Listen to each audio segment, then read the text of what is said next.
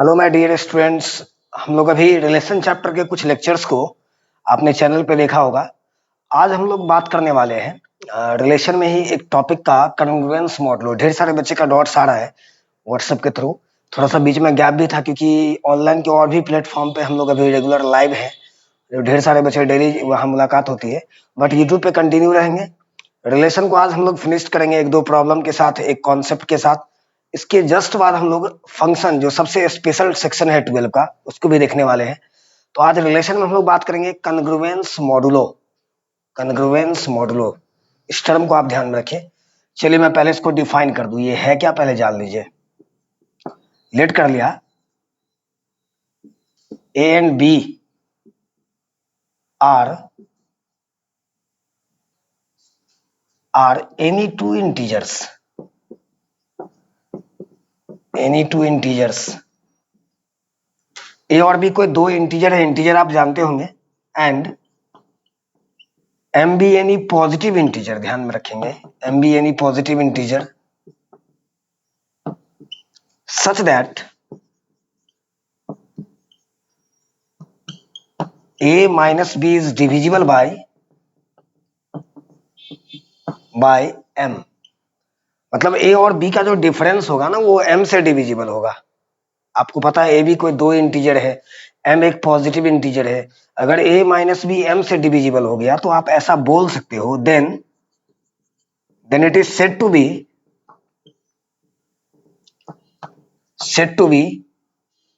a congruent b, a congruent b, ध्यान में रखेंगे, a congruent b modulo m. और इसको जो मैथमेटिकली लिखा जाता है ना, it can be written as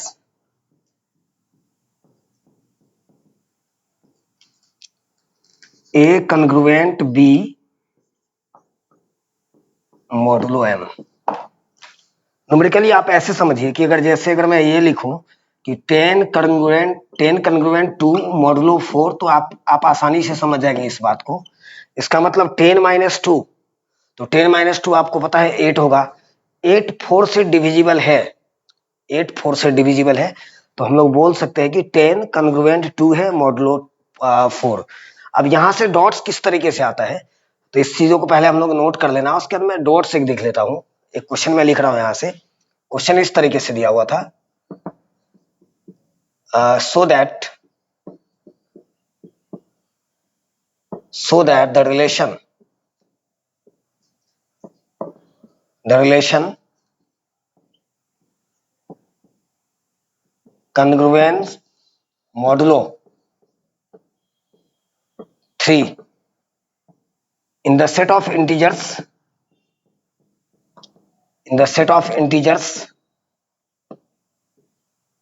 is an equivalence relation।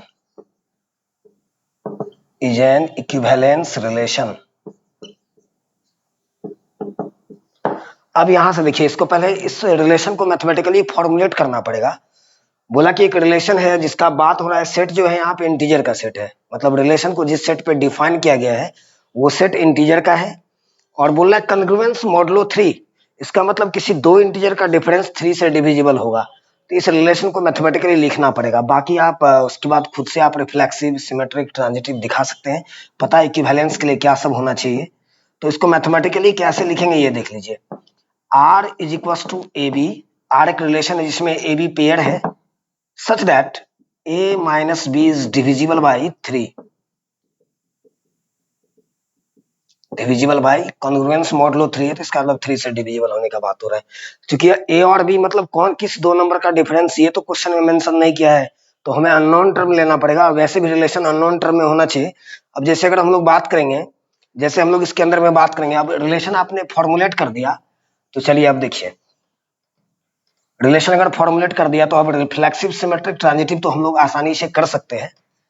पहले हम लोग रिफ्लेक्सिव का बात कर ले। अब आपके दिमाग में ये क्वेश्चन, आप वीडियो को यहाँ पे पॉज करेंगे, खुद से सॉल्व करेंगे। पता है रिफ्लेक्सिव के लिए हम लोग हर इंटीजर को खुद के साथ रिलेट होना पड़ेगा। तो स्टेटमेंट इसके अकॉर्डिंग हो जाएगा, इस रिलेशन के अकॉर्डिंग। जब आप ए के साथ ए का रिलेशन ढूंढोगे तो ए माइनस ए करना पड़ेगा। और मुझे पता है ए माइनस ए 0 है, और 0 हर नंबर से डिविजिबल होता है, 3 से भी डिविजिबल होगा। Is divisible by 3। It means आपका रिलेशन रिफ्लेक्सिव तो हो गया, क्लियर है, पहला रिफ्लेक्सिव था। इसी में जब हम लोग बात करेंगे सिमेट्रिक का, तो सिमेट्रिक का स्टेटमेंट होता है कि अगर ए के साथ बी का रिलेशन है तो बी के साथ ए का रिलेशन होना चाहिए। तो ए के साथ बी का रिलेशन होने का मतलब कि ए माइनस बी डिविजिबल है 3 से, डिविजिबल बाय 3। अब आपको पता होना चाहिए अगर a माइनस बी 3 से डिविजिबल है तो b माइनस ए भी 3 से डिविजिबल होगा, क्योंकि a माइनस बी और b माइनस ए में सिर्फ माइनस का डिफरेंस होता है। तो आप यहां अगर ऐसा कर दो b minus A is divisible by 3, तो उससे भी कोई प्रॉब्लम नहीं होगा। ऐसे क्लियर होगा कि b और a भी रिलेशन में आ जाएगा, मतलब आपका रिलेशन सिमेट्रिक भी हो गया, R is symmetric. Last case हम लोग ट्रांजिटिव का चेक करेंगे, इक्विवेलेंस दिखाना था। इस रिलेशन को कैसे फॉर्मुलेट किए ये ध्यान में रखेंगे। आपने रिफ्लेक्सिव दिखा दिया, सिमेट्रिक दिखा दिया, लास्ट केस इसके ट्रांजिटिव होने का। अगर ये तीनों चीज हो गया तो रिलेशन इक्विवेलेंस हो जाएगा। मतलब इस क्वेश्चन में हमें कन्ग्रुएंस मॉडल जानना था, बाकी इस तरह के डॉट्स को हमने प्रीवियस लेक्चर के अंदर में सॉल्व किया है, तो ज्यादा दिक्कत नहीं होना चाहिए आपको। नेक्स्ट है हमारा ट्रांजिटिव। अब आपको पता है इसका स्टेटमेंट इस तरह से है, अगर a के साथ b का रिलेशन है, इसका मतलब a minus b divisible by 3, b के साथ c का रिलेशन है, it means b minus c divisible by 3। अब आपको पता है अगर जैसे मान लो कि 3 से डिविजिबल 6 है और 3 से डिविजिबल 9 है, अगर मैं दोनों को ऐड कर दूं 6 को और 9 को तो 15 हो जाएगा, वो भी 3 से डिविजिबल होगा। तो अगर मैं a माइनस बी और b माइनस सी को ऐड करूं तो वो भी 3 से डिविजिबल होगा, इज डिविजिबल बाय 3। देयरफॉर यहाँ b से b कैंसिल हो गया तो a minus c divisible by 3 आ गया, इसका मतलब a के साथ c का रिलेशन हो गया। यानी क्लियर है कि आपका रिलेशन ट्रांजिटिव ही है। और जब ये तीनों केस आ गया तो हम लोग लिख देंगे कि हमारा रिलेशन जो था ना वो equivalence relation, R is an equivalence relation, equivalence relation. इस तरीके से करना बहुत आसान चीज था, कन्ग्रुएंस मॉडल। इस तरीके से आप करेंगे इस क्वेश्चन को। अब जैसे यहाँ एक डॉट से हुआ, आप नंबर ऑफ रिलेशन का क्वेश्चन इसने ये दिया, आप एनसीईआरटी के मिसलेनियस में इस डॉट्स को देखोगे, वहां जाके इस प्रॉब्लम को देखना है। क्वेश्चन बोला so that the number of equivalence relation, equivalence के लिए रिफ्लेक्सिव, सिमेट्रिक, ट्रांजिटिव तीनों होना जरूरी है, ये बात तो आप जानते हैं। In the set A is equal to 1 2 3, मतलब सेट में 3 एलिमेंट है, और इसमें इसने एक शर्त डाला कि वैसा रिलेशन, वैसा इक्विवेलेंस रिलेशन जिसके अंदर में 1 2 और 2 1 का रहना नेसेसरी है, कंटेन मतलब रहना। तो बोला इस तरह का 2 इक्विवेलेंस रिलेशन होता है, ये प्रूव करके दिखाओ। अगर आप नंबर ऑफ रिलेशन का अगर बात करेंगे तो आपको पता होना चाहिए, मैंने प्रीवियस लेक्चर में नंबर ऑफ रिलेशन के लिए रिजल्ट डिस्कस किया था। अगर सेट ए के अंदर में अगर 3 एलिमेंट है तो नंबर ऑफ रिलेशन होगा 2 का पावर 3 इंटू 3 मीन्स 2 का पावर 9, मतलब 512। यानी अगर इस सेट पे अगर रिलेशन को अगर लिखा जाए ऑल पॉसिबल रिलेशन को, तो उसमें 512 डिफरेंट रिलेशन होगा। उसमें कुछ ऐसा रिलेशन होगा जो इम्पिटी होगा, जिसमें कोई एलिमेंट नहीं आएगा, कुछ ऐसा होगा जो यूनिवर्सल होगा, कुछ ऐसा रिलेशन होगा जो आइडेंटिटी होगा, कुछ ऐसा रिलेशन होगा जो सिमेट्रिक होगा बाकी नहीं होगा, कुछ ऐसा होगा जो रिफ्लेक्सिव होगा। तो उसमें उसने शर्त डाला कि बोला कि मतलब नंबर ऑफ इक्विवेलेंस रिलेशन 2 दिखाओ जिसमें 1 2 और 2 1 का रहना नेसेसरी है। काफी बड़ा क्वेश्चन है, थोड़ा सा सब्जेक्टिव में जाना पड़ता है टाइम लेकर के। तो पहला काम क्या करना, देखते रहो इस डॉट्स को। आप देखिए इस तरह का 2 3 क्वेश्चन आपको एनसीईआरटी के मिसलेनियस में मिल जाएगा। रिलेशन को सेट ए पर डिफाइन किया गया, तो पहला काम तो हम लोगों को पता है कि आपका जो रिलेशन होगा वो ए क्रॉस ए का सबसेट होगा। अगर रिलेशन सेट ए पर डिफाइन हुआ है तो ये ए क्रॉस ए का सबसेट होगा, तो हम लोग ए क्रॉस ए लिख देते हैं। अब जब आप 1 2 3 है इसके अंदर में, तो ए के साथ ए का क्रॉस करोगे। क्रॉस करना मैंने कार्टेशियन प्रोडक्ट सेट का बताया था, 1 1 1 2 1 3 2 1 2 2 2 3 3 1 3 2 3 3 इतना आ जाएगा। मतलब ए क्रॉस ए में 9 एलिमेंट आएगा, ए क्रॉस ए में 9 एलिमेंट आएगा। अब हमें क्या करना है, इसमें से आपको पता है रिलेशन अगर ए क्रॉस ए का सबसेट है तो इसका मतलब इस 9 एलिमेंट के बाहर तो जाना नहीं है, इसी में से रिलेशन को ढूंढना है, रिलेशन को इक्विवेलेंस करना है। और साथ में शर्त यह है कि 1 2 और 2 1 का होना नेसेसरी है, 1 2 और 2 1 का होना नेसेसरी है। तो चलिए लेट कर लेते हैं R1 with the first equivalence relation. मान लिया कि R1 पहला इक्विवेलेंस रिलेशन है। अब आपको पता होना चाहिए बुआ कि R1 अगर पहला इक्विवेलेंस रिलेशन है, इक्विवेलेंस के लिए सबसे पहले दिमाग में रिफ्लेक्सिव आता है, रिफ्लेक्सिव। और रिफ्लेक्सिव का स्टेटमेंट ऐसा है कि अगर सेट में 1 2 3 है तो रिलेशन में 1 1 2 2 3 3 का होना नेसेसरी है। तो चलिए ऐसा करते हैं, R1 हम लोग फॉर्म करते हैं, पहले उसमें 1 1 ले आते हैं, उसके बाद 2 2 ले आते हैं, 3 3 ले आते हैं। अगर मैं यहाँ भी छोड़ दूं ना, रिलेशन यहाँ भी छोड़ दूं, तो ये सारा कुछ हो जाएगा, इक्विवेलेंस हो जाएगा। बिकॉज आइडेंटिटी रिलेशन और identity relation reflexive, symmetric, transitive तीनों होता है। ये प्रीवियस लेक्चर में डिस्कस किया है मैंने। लेकिन इसमें शर्त है कि रिलेशन में 1 2 और 2 1 का होना नेसेसरी है। तो चलो 1 2 और 2 1 भी ऐड कर दिया। यानी इस 9 पेयर में से, ये 9 ऑर्डर्ड पेयर है, उसमें 5 आपने ऐड कर दिया। आपने 5 ऐड कर दिया। 3 तो इसलिए क्योंकि रिफ्लेक्सिव सोचे तो एट ए टाइम दिमाग में आ गया कि 1 1 2 2 3 3 इसमें होना ही चाहिए। रेस्ट 1 2 और 2 1 को रखना नेसेसरी है, क्वेश्चन का मेथड है, क्वेश्चन के अंदर मेंशन किया हुआ है ये चीज। अब आप 5 आपने इसमें ऐड किया, और जब आप इसको चेक करोगे तो ये सारा कुछ है, रिफ्लेक्सिव है, सिमेट्रिक है, ट्रांजिटिव है। देखो रिफ्लेक्सिव तो यहाँ से क्लियर हो गया। उसके सेम वाले को सिमेट्रिक के लिए चेक करना नहीं है, 1 1 का अपोजिट भी 1 1 होगा, 1 2 2 1 सिमेट्रिक भी दिख रहा होगा। और जब आप ट्रांजिटिव चेक करोगे तो सेम वाले में कुछ करना नहीं था, यहाँ चेक करोगे, अगर इसको अगर ए बी मान के चलोगे, इसको अगर बी सी मान के चलोगे, तो ए और सी का काम 1 1 करेगा जो यहाँ पे अवेलेबल है। इसका मतलब ये सारा कुछ है, रिफ्लेक्सिव है, सिमेट्रिक है, ट्रांजिटिव है ना। पहला तो एक इक्विवेलेंस रिलेशन आपने फॉर्म कर दिया। अब रेस्ट 4 एलिमेंट्स हमारे पास जो बच गया है एक रॉसे के अंदर, 1 3 बचा हुआ है, 3 1 बचा हुआ है, 2 3 बचा हुआ है और 3 2 बचा हुआ है। इस चारों को हम लोग देखते बारी बारी से ऐड करके कि दोबारा ये रिलेशन कि नया कुछ ऐड करे तो फिर से इक्विवेलेंस बन पा रहा है कि नहीं।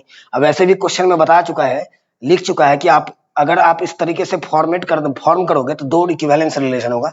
चलिए कोई एक ऐड कर देते हैं। ऐड ऐड 1 3 1 3 को ऐड करते हैं R1 के अंदर। जब आप R1 में इसको ऐड करोगे तो ये 1 1 2 2 3 3 1 2 2 1 और 1 3। तो चलो इसको सेकंड रिलेशन नंबर 2 मान लेते हैं। ये इक्विवेलेंस नहीं है, R1 इक्विवेलेंस, ये तो हमने शुरुआत में एज्यूम करके आया है। अब जब आप इसको चेक करोगे तो ये सिमेट्रिक नहीं है दोस्त। सिमेट्रिक कैसे नहीं है? 1 3 का जस्ट अपोजिट 3 1 होना चाहिए। तो इसका मतलब R2 सिमेट्रिक नहीं है, R2 इज नॉट सिमेट्रिक। और सिमेट्रिक नहीं है तो सिमेट्रिक क्यों नहीं है? क्योंकि 1 3 का अपोजिट 3 1 नहीं है। तो यहां से मैं इस बात को लिख रहा हूं टू बी सिमेट्रिक, यानी सिमेट्रिक होने के लिए ऐड 3 1 टू R2 में 3 1 को ऐड कर देना है। चलिए इसको थर्ड रिलेशन नंबर थर्ड मान लेते हैं, क्योंकि डिफरेंट डिफरेंट हमारा इक्विवेलेंस ने अलग बात है। तो चलिए इसमें 1 1 था पहले से, उसके बाद 2 2 है, उसके बाद 3 3 है, 1 2 है, उसके बाद 2 1 है, उसके बाद 1 3 है, और आपने अभी 3 1 ऐड किया है। अब जब आप इसको चेक करोगे तो ये आपको सिमेट्रिक दिख रहा है। रिफ्लेक्सिव तो परमानेंट यहां से दिख रहा होगा, रिफ्लेक्सिव है। सेट में अगर 1 2 3 है तो 1 1 2 2 3 3 होना चाहिए, और है तो रिफ्लेक्सिव तो क्लियर है। सिमेट्रिक का भी पेयर क्लियर है। इसको हम लोग ट्रांजिटिव चेक कर लेते, क्या ये इक्विवेलेंस हो गया दोबारा, ये चीज देखना हमें। तो जब आप इसको चेक करोगे तो इसी पेयर को उठाते हैं। अगर आप इसको ए बी, इसको बी सी मान के चलो, यानी 2 1 1 3, तो ए और सी मतलब 2 3 होना जरूरी है। आपका ट्रांजिटिव का स्टेटमेंट पता होना चाहिए, ए बी है, बी सी है, तो ए और सी का होना नेसेसरी, ए और सी का रिलेशन। तो अगर मैं 2 1 लेता हूँ, 1 3 लेता हूँ, ये दोनों मैच कर रहा है तो इस दोनों का पेयर बना सकते हैं। तो 2 3 इसके अंदर नहीं है। It means R3 is not transitive. R3 is not transitive. Transitive क्यों नहीं है? क्योंकि 2 3 नहीं है इसके अंदर। तो हम लोग क्या करेंगे, ट्रांजिटिव होने के लिए 2 3 को ऐड करेंगे। चलिए ये आपने नोट कर लिया होगा, तो हम लोग इसको देख लेते हैं। ध्यान रखिए इसको। अब यहां से टू बी ट्रांजिटिव,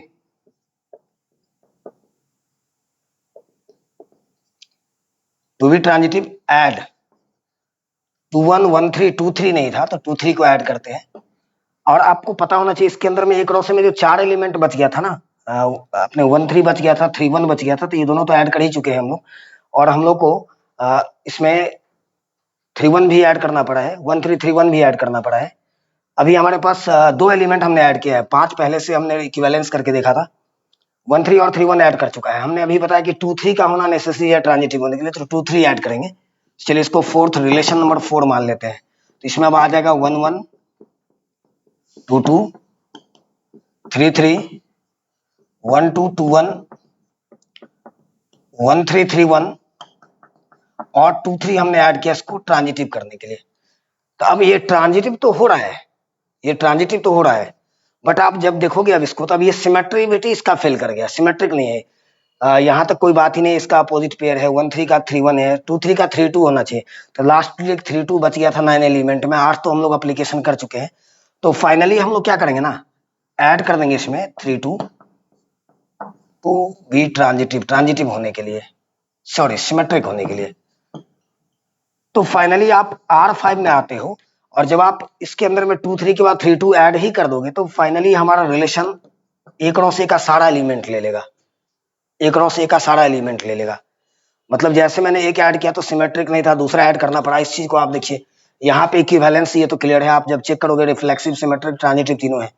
1 3 को हमने, उसके बाद 5 के बाद हम सेकंड टाइम देखिए कि इक्विवेलेंस दोबारा कब बनता है, तो 4 हमारे पास रेस्ट एलिमेंट उसके अंदर बचा हुआ था इस 5 जोड़ने के बाद, तो मैंने उसमें से 1 3 ऐड किया तो सिमेट्रिक नहीं था, तो 3 1 ऐड कर दिया। उसके बाद देखा 3 1 ऐड करने के बाद ये ट्रांजिटिव ही नहीं था, इसके अंदर में 2 3 ऐड करना पड़ा, तो 2 3 ऐड कर दिया। और जब 2 3 ऐड करते हैं तो फिर ये सिमेट्रिसिटी फिर खत्म हो जाती है, तो इसका मतलब 2 3 के बाद 3 2 भी ऐड करना पड़ेगा। तो फाइनली आप A क्रॉस A का सारा एलिमेंट इसमें ऐड कर दोगे। यानी जब अब आपको पता होना चाहिए कि अगर किसी रिलेशन में A क्रॉस A का सारा एलिमेंट आ गया, इसका मतलब ये यूनिवर्सल है, और यूनिवर्सल रिलेशन किसी भी नॉन एम्प्टी सेट पे हमेशा इक्विवेलेंस होता है। इसका मतलब ये इक्विवेलेंस रिलेशन है। मीन्स आपने 2 बार इस रिलेशन को इक्विवेलेंस किया, और यही करना ही था इस क्वेश्चन में, यानी नंबर ऑफ इक्विवेलेंस रिलेशन 2 होगा। नंबर ऑफ इक्विवेलेंस रिलेशन 2 हो जाएगा। इस तरीके से जाना था, बहुत आसान है। थोड़ा सा इस वीडियो को दोबारा देखेंगे आप, अगर कोई डाउट्स होगा तो कमेंट सेक्शन में डालिए। आज हम लोग रिलेशन के चैप्टर लेक्चर को यहीं पे एंड करेंगे। आफ्टर दैट जस्ट जो सबसे बड़ा टॉपिक है फंक्शन, बहुत जल्द हम लोग उस वीडियो पे भी काम करेंगे, क्योंकि फंक्शन और कैलकुलस ये 2 बड़ा सेक्शन है जो आपको करना होगा। फंक्शन को आप जितने डेप्थ में जाके पढ़ेंगे, कैलकुलस उतना आपका आसान होगा। इस वीडियो को आप आज ऑब्जर्व करिए। मैंने जो आज कन्ग्रुएंस मॉडल बताया उस पर एक डॉट्स था, उसका number of relation equivalence relation लिखा है। इस वीडियो को आप बार बार देखेंगे, जो भी डॉट्स होगा कमेंट सेक्शन में डालेंगे। तब तक के लिए आराम से स्टडी करते रहिए। Thank you so much.